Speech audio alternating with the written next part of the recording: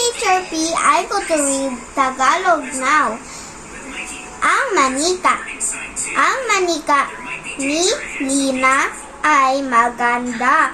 Mahabang na ang buhok niya. Malaki ang mata ng manika.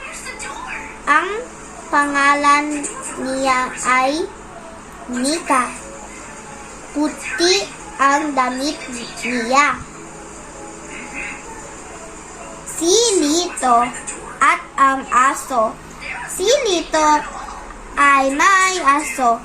Ito ay si Popo. Si Popo ay puting aso. Mahilig itong kumain ng adobo. Si Lito ay bibo. Hindi matigas ang kaniyang ulo. Mahal niya ang kaniyang aso na si Popo. Bye-bye.